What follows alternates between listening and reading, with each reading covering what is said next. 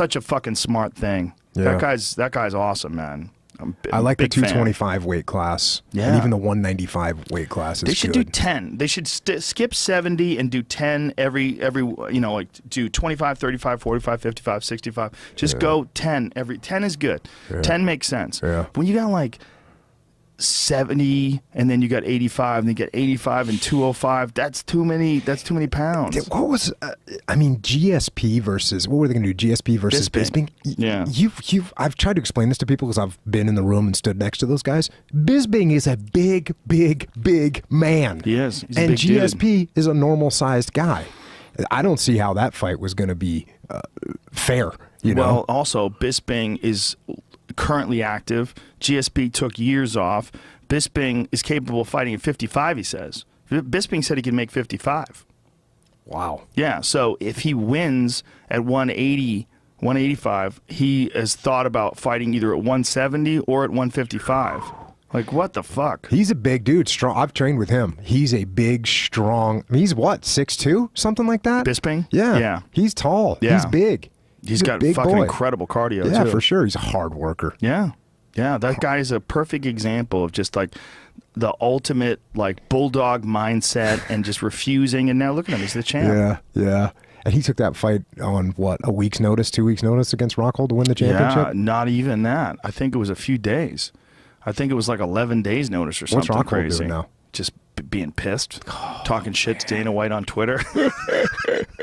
Because he was mad that GSP got a title shot and he hasn't earned a title shot yet. He's like, what the fuck did GSP do? And, oh, man, the whole weight class is in a flux. And there's a funny meme of because Bisping said that his knees hurt because they said that the UFC said they want him to fight Yoel Romero because the GSP fight is off. And he's like, well, actually, my knees hurt, so I can wait for GSP. So he's like, I can't really train right now. I'm good. I'm just going to sit back and take a little break. So there's a funny meme of GSP or of Michael Bisping in the hospital bed that says Bisping be like, I'll just sit here and wait for GSP. Oh, that's harsh, man. Yoel's a savage. He's terrifying. But that really bummed me out when Tim Kennedy lost to him. That was cheating. Yeah, that shouldn't have happened. It was cheating. And that was horrible. Tim did a little bit of cheating in that fight, too. What did he do? He grabbed his gloves. Oh. He's grabbed the inside of his glove and punched him in the face a couple times while he's holding Yoel's glove. Oh. But people show that in slow motion. But what they don't understand is you're showing slow motion. Like, it looks like he's holding onto it for a while and punching. In real life, it was less than a second or maybe a second. And it's probably just chaos. Yeah. And he's grabbing hold of something. Just throwing shit, whether or not he actually knew that he had his glove consciously. The gloves make a really big difference in grappling. Yeah, and, huge. You got to train with them if you're going to fight with them. Well, securing chokes. I mean, even Damian Maia, you see him get rear naked chokes with the hand on top of the head, like old school Ken Shamrock style. Yeah.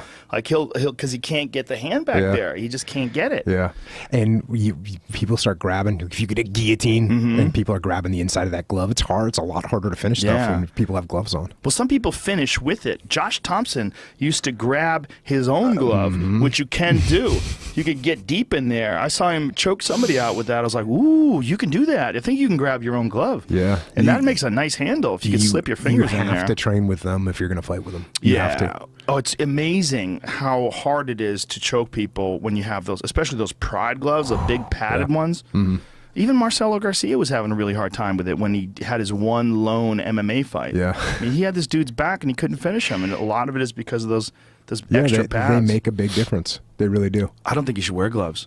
I really don't. I totally agree with you. I think fighting, if you could kick somebody in the shin to the face, like you can shin somebody in the face, but you can't knuckle them in the face. Yeah, no, I think it would be so helpful for all the head trauma that's happening if they took off the gloves and you had to either strike with an open palm or you had to pay the price, because I might hit you twice before I broke my hand and now I'm going to be grappling with you and trying to take you down. I don't think people understand that if someone just ducks their head down and you hit them with a straight punch to the forehead, you are very likely to break your hand.